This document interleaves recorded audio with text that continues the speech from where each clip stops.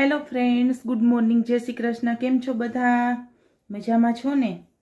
તો આપણે આજે વહેલા ઉઠી ગયા છીએ અને વહેલું બધું કામકાજ કરી લીધું છે રૂટીનનું.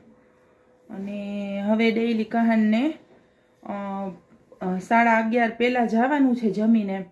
તો હવે રસોઈ બનાવશું. તો આજે વિચાર છે કે લીલા તુવેરનું શાક અને થોડુંક ગ્રેવીવાળું બનાવશું એટલે ભાવે. નકર લીલી તુવેરનું શાક એકલું બનાવીએ તો ઓછું ભાવતું હોય. એની સ્મેલ એક જાતની અલગ આવે. કંઈક આમ તુવેરને જેને વધારે ભાવતી હોય એને ભાવે. અને કઢી ભાત કરશું હવે એવું વિચાર્યું છે. હવે રસોડામાં આગળ વધું ને કંઈક બનાવું ને બસ આવું બધું છે મારે તો રૂટીનનું. હવે ટિફિન બંધ કહાનનું અને જમીને જવાનું. અને સાંજે આવશે પાછો ત્યારે જમીને આવશે, કેમ કે રાત્રે અહીંયા પહોંચશે. ત્યાંથી 9:45 નીકળે તો અહીંયા પહોંચે ઘરે ત્યાં લગભગ 10:30 સવા 10 જેવું થઈ જશે. અને 3 વાગ્યાનો પ્રોગ્રામ ચાલુ થશે તો છેક રાતના પૂરો થાય એમ હોય. અને પછી એ લોકો ત્યાં જમે કરે તો વાર લાગી જાય ને. એટલે આવું શેડ્યુલ હમણાં અઠવાડિયું રહેશે. અને શનિવારે અમારે જવાનું છે બહાર. તો એ તમને કાલે હું કહીશ ને નવા બ્લોગમાં. ત્યાં સુધી બ્લોગમાં કન્ટિન્યુ રહેજો. આપણી સવાર અને સાવણી આપણી સાથીદાર. તો સવારે તો બધાયને આમ જ હોય ને સાવણી પૂરી કરીએ એટલે આપણે મોપનો વારો. તો મોપ લગાવી દઈએ આખા ઘરમાં. તો કહાનને જવાની છે જતી ઉતાવળ.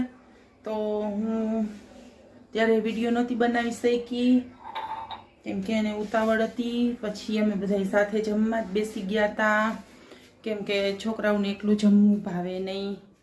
એવું બધું હોય. સ્કૂલે ટિફિન લઈ જતો હોય તો ટિફિન મોસ્ટલી જમતો હોય તો ત્યાંય બધા છોકરાઓ તો હોય એટલે એકલું ભાવે નહીં. એટલે અમે એની ભેગા જ જમવા બેસી ગયા હતા. તો પછી બપોરે હું એ થાકી ગઈ હતી એટલે કંઈ વિડીયો શૂટ કર્યું નથી. તો તમને બતાવું મેં શું રસોઈ બનાવી હતી. ચાલો આપણે જોઈએ.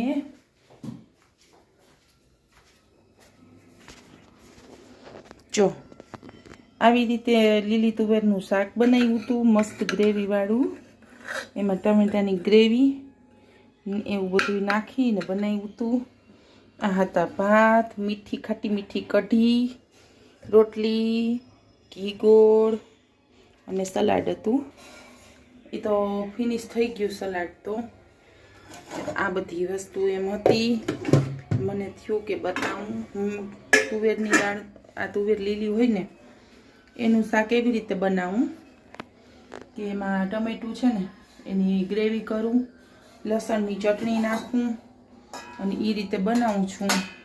તમે બધા કઈ રીતે બનાવતા હોય એ ખબર નથી. તમે કઈ રીતે બનાવો મને કોમેન્ટ કરીને કહેજો. મને આવડે કે નહીં એ મને ખબર પડે. હું બનાવું છું એ તરીકો કંઈ અલગ છે કે પછી એવો જ એ કહેજો. શિયાળાના હિસાબે બધું બંધ રાખીએ ને એટલે બપોરે દિવસે લાઇટ તો કરવી જ પડે આપણે, બરાબર ને. તો આજનું કંઈક આવું છે ને. આજે ટાઈમ નહીં મળે પુષ્ટિ સંસ્કાર ધામ જવાનો, કેમ કે આજે ક્લેમનું કામ ચાલુ છે અમારે એટલે અમે ના જઈ શકીએ. અધૂરું મૂકીને તો જવાય નહીં. પણ હવે બાળકની ઓલી હોય કે તમે આવજો તો એક દિવસ અમે જાશું ત્યારે ત્યાંનો બ્લોગ બનાવી અને મૂકીશ. એટલે તમને ગમે જોવું કે ત્યાં શું અલગ છે, નવું છે. પણ પબ્લિક એટલી બધી છે એટલે જઈશ ખરી.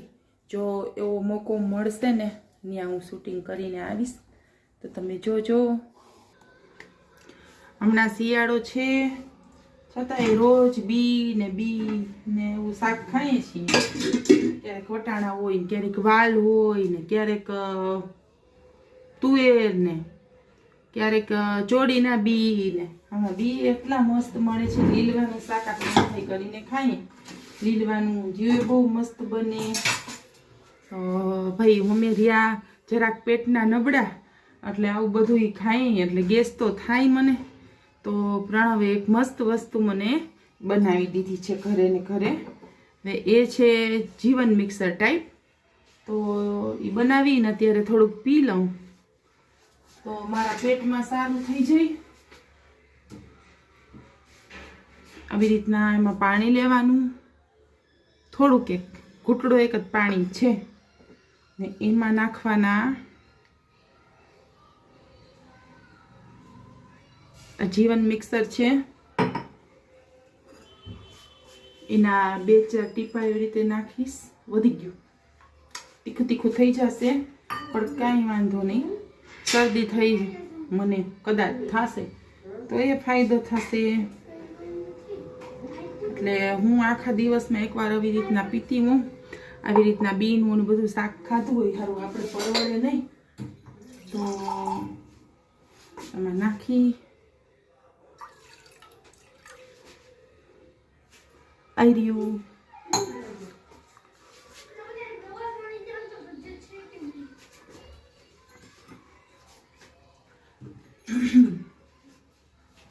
જરાક સ્ટ્રોંગ હોય પણ આ બધું ખાધેલું પચી જાય એ માટે બેસ્ટ છે.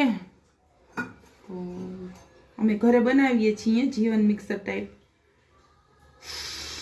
નાક ને બધું ખુલી જાય પીવાથી. તો ભાઈ એવું મસ્ત છે બનાવેલું. એની કોઈ રેસીપી ના માંગતા, કારણ કે એની કોઈ રેસીપી ન હોય.